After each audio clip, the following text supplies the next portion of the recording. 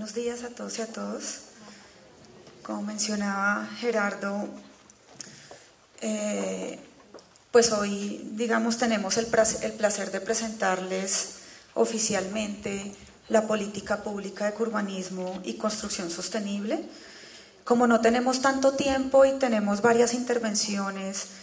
voy a tratar de enfatizar como los aspectos más relevantes,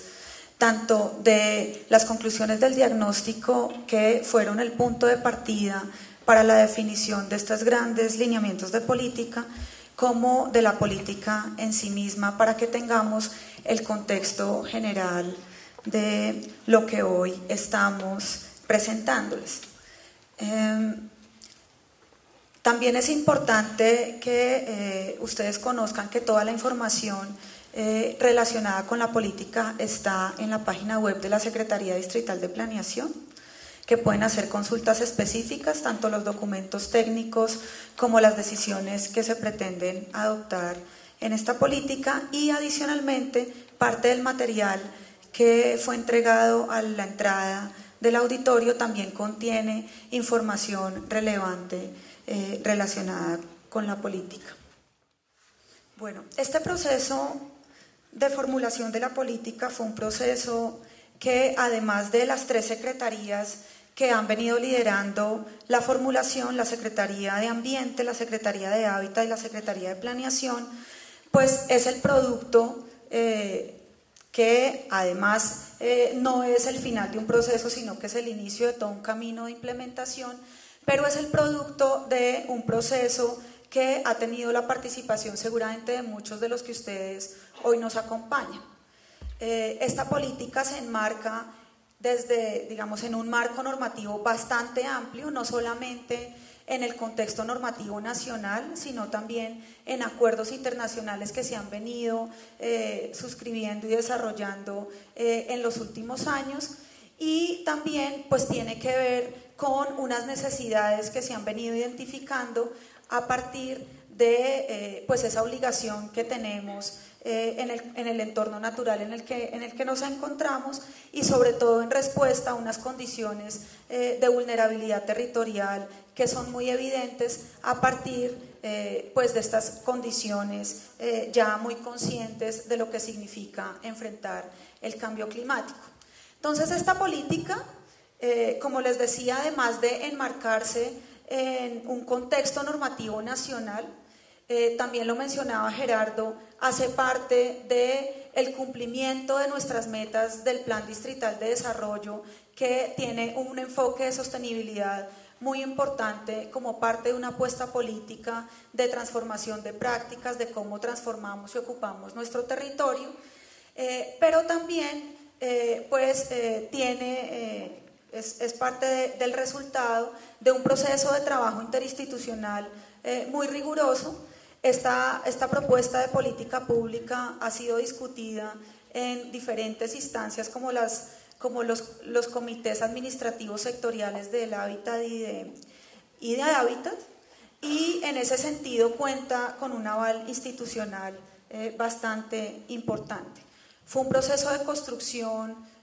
interinstitucional y con la ciudadanía de un poco más de 2 años.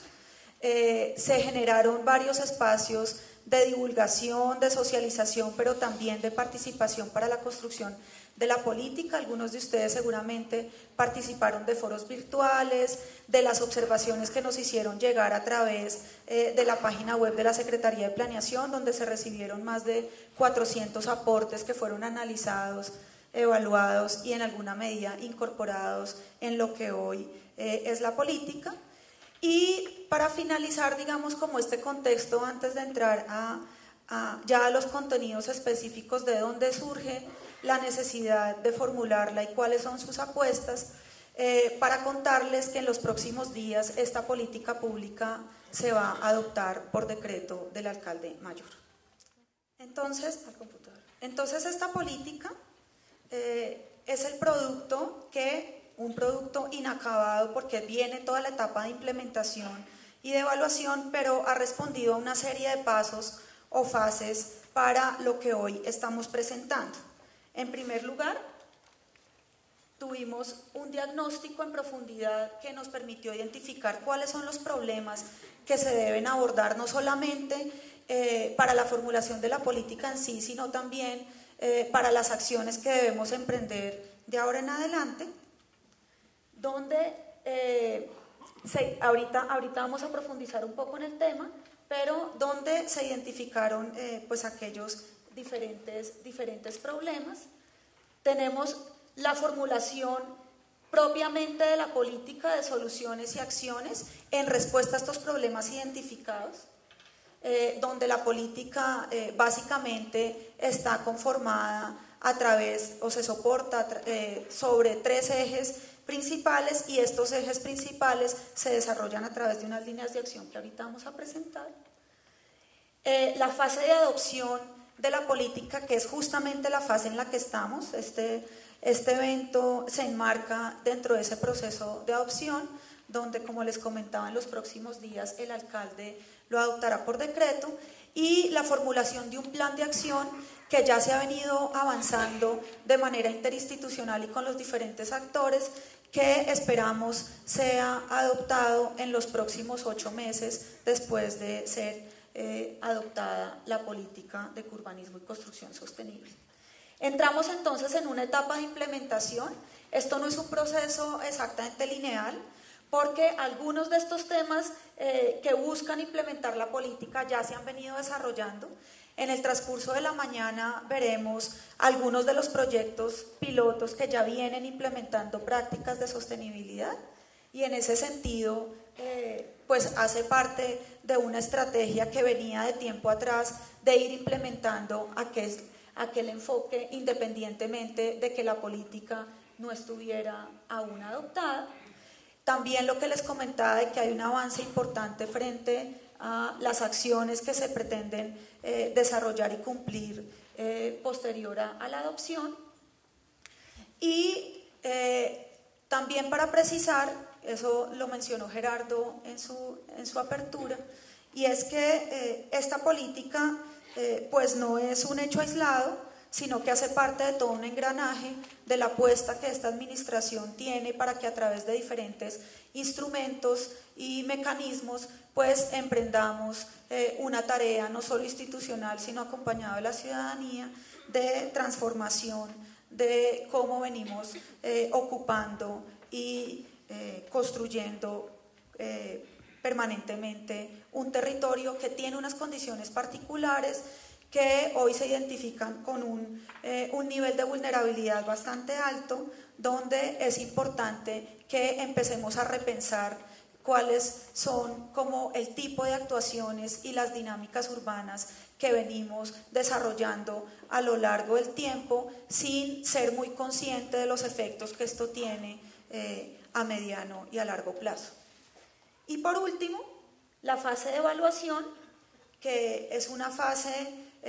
que se espera que genere unos insumos de retroalimentación para que, en el marco de la vigencia de la política, esta política tiene una vigencia de 10 años, es decir, va hasta el 2024, pues se generen insumos de retroalimentación que incluso permitan generar ajustes tanto en el plan de acción como en la política misma. Entonces vamos a entrar en esta identificación de los problemas más relevantes. Aquí se hizo un trabajo muy juicioso de diagnóstico, solamente vamos a presentar algunos aspectos. Tenemos en cuenta tanto el territorio rural como el territorio urbano. La política tiene un ámbito de aplicación para todo el territorio del Distrito Capital. Un tema de contexto, y es que es muy importante siempre tener presente que la ruralidad en Bogotá pues representa un área bastante grande. Cerca del 75% del área de Bogotá es rural. A veces las decisiones y las políticas que adoptamos se olvidan un poco de eso, y sí es muy importante que en estos temas, sobre todo asociados al medio natural y a esa búsqueda de mejorar las condiciones ambientales del territorio, pues el territorio rural empiece a aparecer de una manera más protagónica. Y en ese sentido aquí aparecen una serie de indicadores que nos muestran la problemática en este territorio rural. Empezando con el tema de la potabilización del agua. Si ustedes ven en esta gráfica, no me voy a detener en comparar los datos entre 2010 y 2013, pero es sobre todo para que ustedes identifiquen los desequilibrios tan grandes que hay entre las condiciones de potabilización del agua entre el área urbana y el área rural, con datos mucho más críticos en la localidad de Sumapaz, ¿sí? Donde eso implica que se deben focalizar esfuerzos importantes para que esta realidad se transforme, porque aunque la población localizada en el territorio rural, digamos, es mucho menor comparativamente con el área urbana, pues es un tema que tiene que estar en el centro de la agenda pública de las intervenciones. Esto básicamente tiene que ver con la precariedad de los acueductos veredales, donde ha habido históricamente una ausencia del Estado en la cualificación de esta situación. El tema de la calidad ambiental de las viviendas particularmente, en el territorio rural hemos identificado que básicamente por esta precariedad en los sistemas constructivos tenemos unas condiciones climáticas al interior de las viviendas que pues no son las más adecuadas. Bogotá tiene un clima frío que implica tener mucho más cuidado y ponerle mucho más atención a que las condiciones climáticas al interior de las viviendas sean adecuadas y en esa medida deben generar unas condiciones de abrigo para los habitantes, que hoy no es lo que está sucediendo en el entorno rural. Entonces lo que nos muestra esta gráfica es que, el clima tanto al interior como al exterior de las viviendas es el mismo, cuando en el contexto climático bogotano el clima, el ambiente, digamos, el clima al interior de las viviendas debería ser más cálido que en el exterior de las edificaciones. En el tema del saneamiento básico también es un tema bastante crítico. Como ustedes ven en la diapositiva, el 91% de los pozos sépticos de las edificaciones rurales están en condiciones precarias, en mal estado, y el 9% no tienen pozo séptico, es decir, que el 100% de la ruralidad hoy tiene unas condiciones de alcantarillado bastante precarias, pues que ustedes saben las implicaciones que eso tiene en términos de contaminación del subsuelo y pues que no contribuye a tener un entorno, digamos, responsable en términos ambientales. Pasando ahora a los temas urbanos, como les decía, este es un brochazo bastante general como de aquellos temas que consideramos muy relevantes como contexto para introducir los alcances de la política. En el diagnóstico urbano tenemos indicadores de análisis diferentes, el contexto es bastante distinto y en esa medida los análisis que se han venido realizando tienen unos indicadores que no son los mismos que se analizaron en el entorno rural. Aquí solamente es para mostrarles el proceso de urbanización tan acelerado que ha tenido Bogotá en los últimos años. Esta es una imagen. Esta es una imagen de la sabana que está muy relacionada con la ciudad colonial, ¿sí? Donde Bogotá es apenas el núcleo fundacional y un poco más.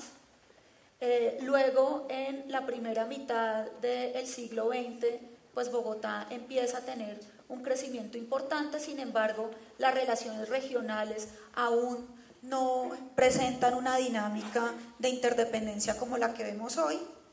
Y actualmente pues lo que vemos es un fenómeno de metropolización que básicamente se ha acentuado en los últimos 40 años y que eso nos impone unos retos que probablemente antes no eran objeto de reflexión, pero que sí es muy importante que esta política de urbanismo y construcción sostenible empiece también a generar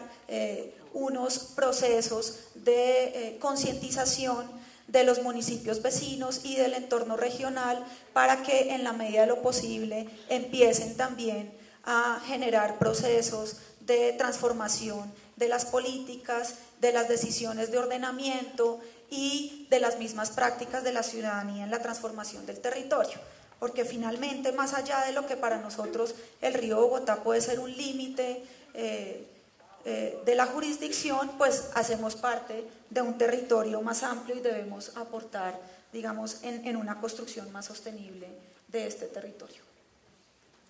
Frente al tema del consumo del agua,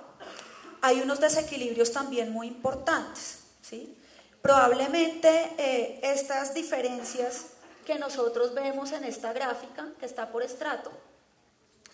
no tengan mucho que ver con un tema de conciencia ambiental de bajo consumo, sino que tienen mucho más que ver con la capacidad de pago de los hogares, que eso genera una conciencia del ahorro, y en ese sentido vemos como, por ejemplo, hogares localizados en viviendas estrato 1 están consumiendo unos bajos niveles de agua, incluso casi llegando a los límites inferiores del consumo para tener un ambiente adecuado según las recomendaciones de la Organización Mundial de la Salud. Y eso en contraste con los excesos de consumo que se dan en los hogares que tienen mayor capacidad de pago. Y en ese sentido, aquí dependiendo uno de cuál es la referencia que utiliza para la valoración, si asume los indicadores de referencia que tiene el Ministerio de Ambiente, pues es el estrato 6 el que genera, digamos, desperdicio del consumo de agua, pero si nos vamos por los indicadores máximos de referencia que establece la Organización Mundial de la Salud, pues vemos que prácticamente desde el estrato 4 hacia arriba estamos generando condiciones inadecuadas de consumo. Entonces es muy importante empezar a interiorizar el consumo responsable de agua independientemente de las condiciones de pago de los hogares, y pues esto tiene que ver con buena parte de las apuestas de la implementación de la política. El tema de vertimientos en nuestras quebradas y ríos, que generan unos factores de contaminación importantes que se traducen también en focos y causas de enfermedades en la población bogotana. Solamente un ejemplo, el río Tunjuelo, que cada uno de los colores es la calidad del agua, que claramente se ve cómo desde su nacimiento hasta su desembocadura, cómo se viene contaminando de manera importante, y pues obviamente deteriora las condiciones no solamente de los ecosistemas asociados al cuerpo hídrico, sino también del entorno urbano que lo rodea.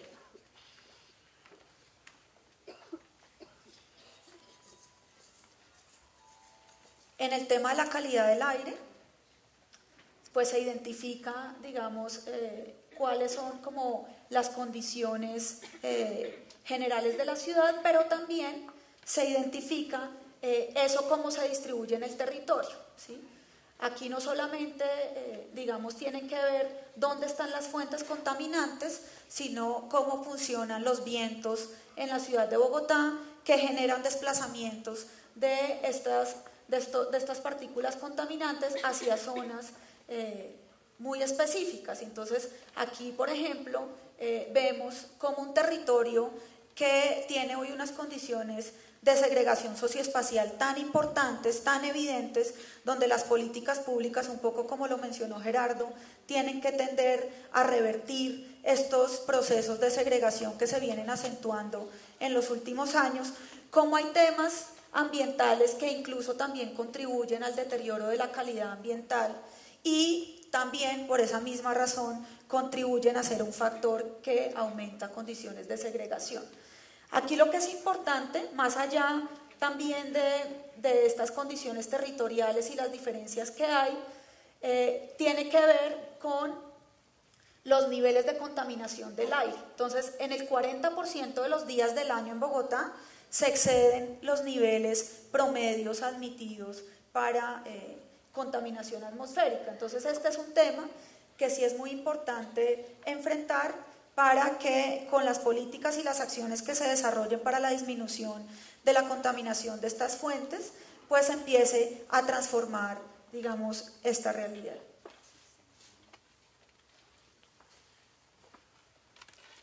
En los temas de contaminación auditiva igual, se tienen identificados por las diferentes zonas de la ciudad cuáles son los niveles de contaminación, cuáles en el día, cuáles en la noche, cuáles son las actividades que más contaminan. Por ejemplo, pues un dato de base es que las fuentes móviles generan mucha más contaminación que las fuentes fijas y está espacializado por tipo de fuente de contaminación y en esa medida también la intensidad de esos niveles. En el tema de movilidad, pues esta administración también ha venido tomando conciencia de que la movilidad no solamente lo que significa usar fuentes fósiles que también generan unos altos niveles de contaminación atmosférica, pues son un factor de deterioro ambiental, sino también que tiene que ver con los patrones de localización de la población en el territorio. Entonces el hecho de que tengamos grandes desplazamientos desde la periferia hacia el centro todos los días de la población bogotana, pues eso también es un indicador de deterioro ambiental. En esa medida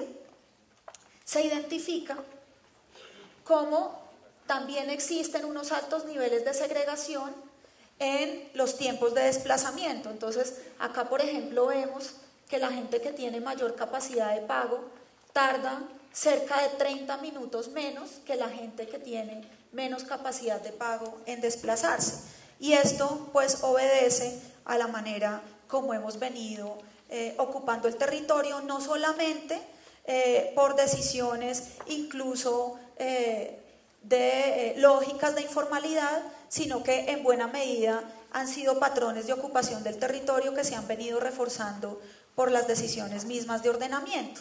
Y en ese sentido, en el marco de la modificación excepcional del plan de ordenamiento, pues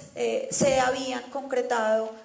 unas apuestas importantes que esperamos que puedan ser implementadas en un escenario jurídico más favorable, porque contribuye de una manera muy fuerte a que muchos de los problemas que están planteados e identificados en esta política se resuelvan desde una forma mucho más amplia. Aquí tenemos los indicadores de desplazamiento por modo de transporte,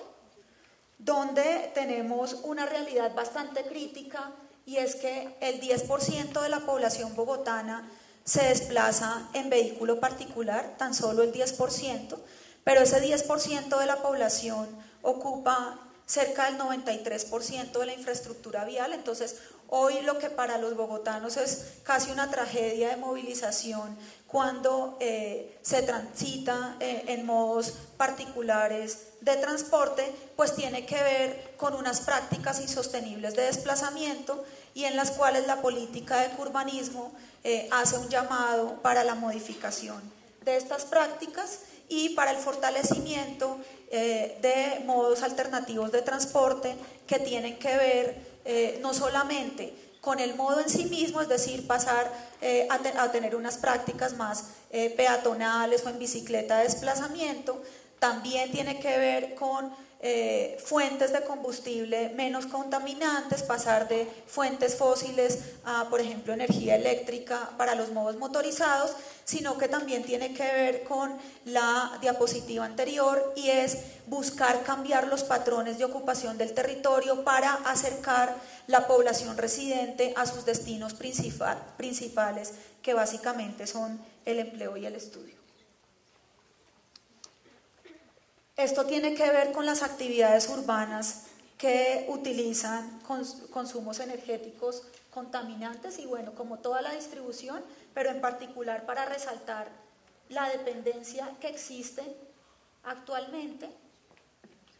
del sistema de transporte con las fuentes fósiles. El 97% del transporte en Bogotá se moviliza por fuentes fósiles, y también la industria en un porcentaje importante del 61%, siendo estas las fuentes más contaminantes en Bogotá. Ahora entramos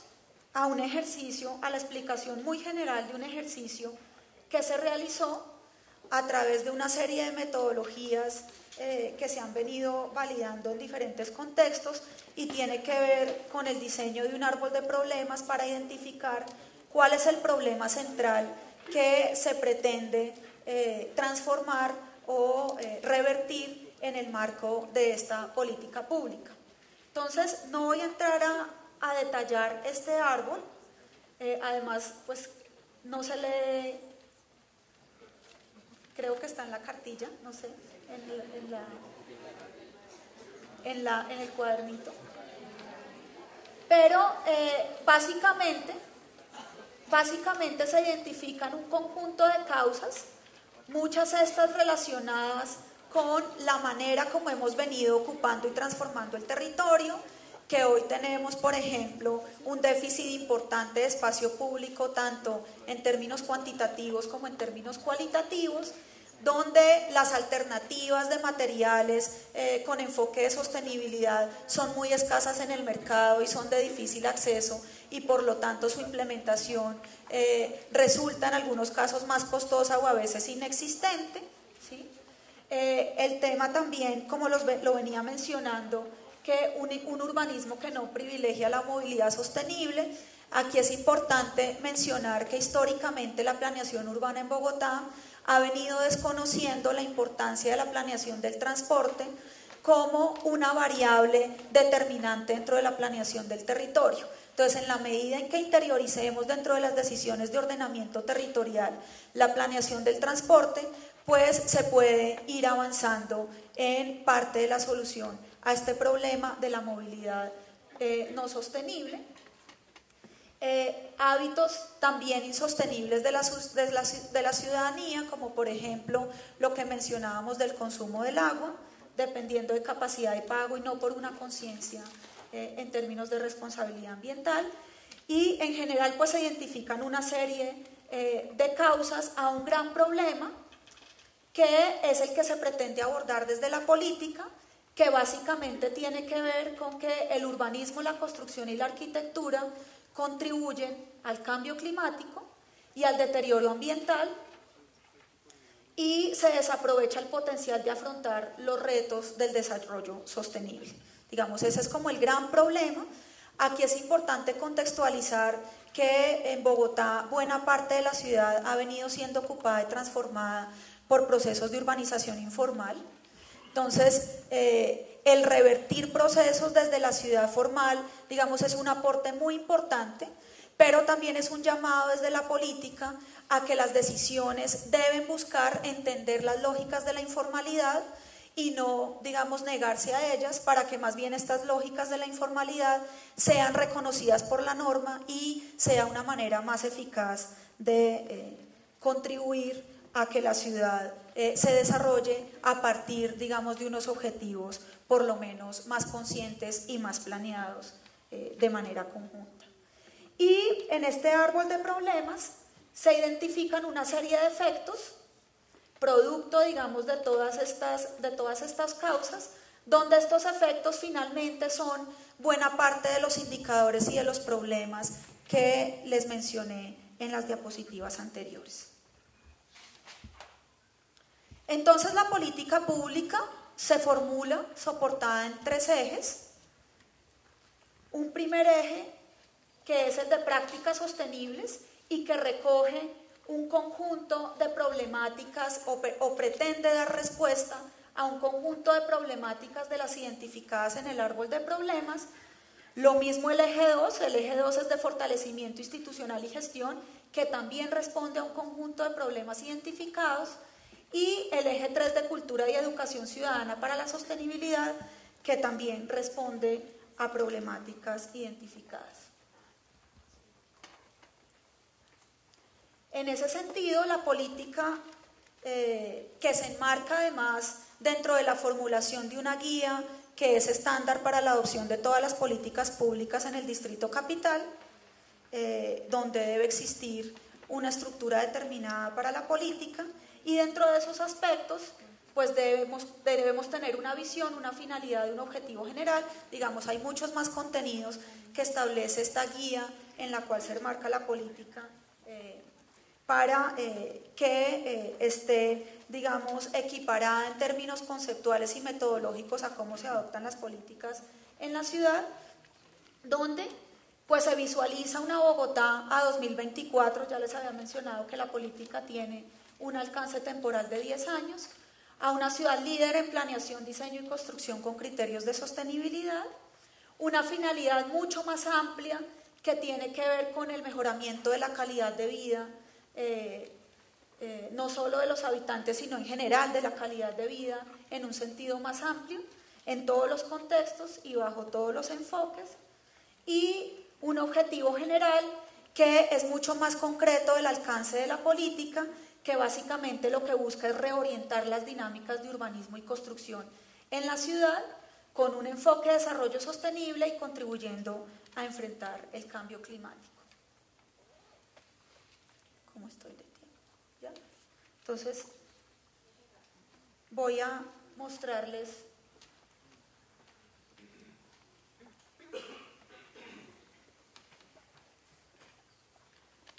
esta estructura. No tengo el tiempo suficiente para entrar a explicarles,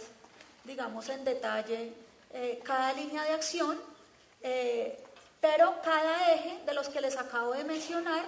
se desarrolla a través de un conjunto de líneas de acción. En las prácticas sostenibles básicamente tenemos una línea de investigación que lo que busca es generar procesos de innovación para que se alimenten este tipo de prácticas a partir de la producción de nuevo conocimiento.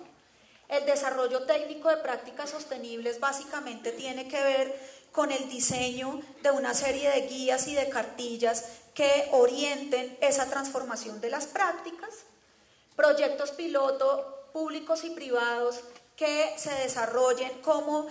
y que permitan en el corto plazo evidenciar los efectos demostrativos que tiene, digamos, la transformación positiva de la incorporación de estas prácticas. Algunos de estos son los que vamos a ver en el transcurso de la mañana. En el tema de fortalecimiento institucional y gestión público y privada también tenemos 3 líneas de acción. Una tiene que ver con adaptar y actualizar el marco normativo del Distrito Capital en relación con este enfoque de la política. La segunda línea de acción tiene que ver con la gestión institucional para la sostenibilidad tanto en el ámbito urbano como rural, buscando un fortalecimiento institucional, temas como aumento de capacidades institucionales, formación de servidores públicos, etc. Una tercera línea de acción que tiene que ver con incentivos e instrumentos para la financiación. Para eso se tiene previsto la formulación de un esquema de incentivos también para que el sector privado se vincule de una manera mucho más decidida a la transformación de estas prácticas, y pues hay, digamos, unos tiempos para su formulación e implementación. Y por último, el eje 3, que tiene que ver con la cultura y la educación ciudadana, que también se soporta en 3 líneas de acción. Capacitación a actores estratégicos, esto tiene que ver no solamente para actores sociales y comunitarios, sino también aquellos de carácter técnico, como maestros de obra, por ejemplo, que son actores fundamentales en los procesos de transformación de la ciudad. Temas de educación formal y la vinculación y articulación con observatorios y con universidades para generar procesos también formativos en este tema. Y por último, temas de sensibilización y comunicación para que la política, sus decisiones, sus instrumentos, pues sean realmente apropiadas por el conjunto de bogotanos y bogotanas. Voy a dejar acá y más bien, si quieren, se puede copiar la presentación donde hay un mayor nivel de detalle de las líneas de acción, de los avances que hay al interior de cada una de las líneas de acción en el marco de la formulación del plan de acción que se pretende adoptar meses después que esta política entre en vigencia. Muchas gracias.